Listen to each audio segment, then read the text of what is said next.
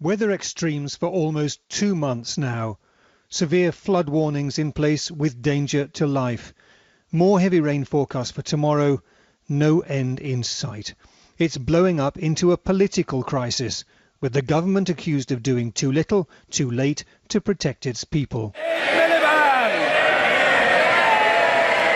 As the Prime Minister knows, many of those affected feel the government's response has been slow and that more could have been done sooner.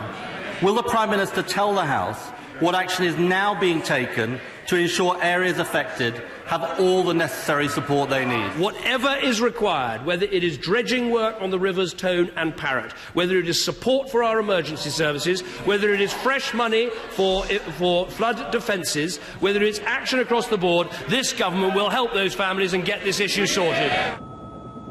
Today, the PM himself stepped in to chair the emergency committee, COBRA. It's met 21 times since the start of the floods.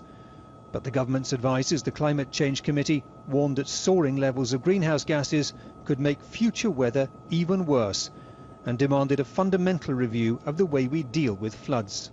We really need to stop thinking that we can solve flooding with these big old-fashioned solutions. We need to make the whole of the UK more resilient to flooding, and in many cases that means catching the rain where it falls, rather than just trying to sort out the flooding after it's happened. Resilience is the new watchword. Here in Northumberland, they've felled trees into young rivers to cause harmless floods and protect towns downstream. It's controversial, but ministers are being urged to force farmers to earn their subsidies by foresting the uplands.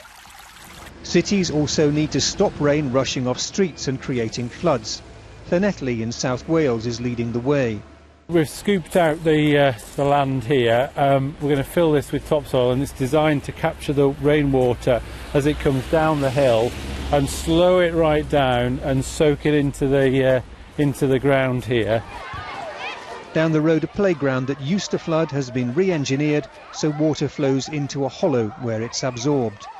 Scientists predict that climate change is likely to bring us more extreme weather.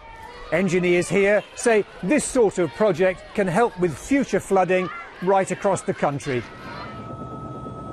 Meanwhile, the jet stream is locked in place. Severe gales expected on Friday and Saturday, up to 80 miles an hour. Can politicians and people cope with the challenge? Roger Harrabin, BBC News, Llanelli.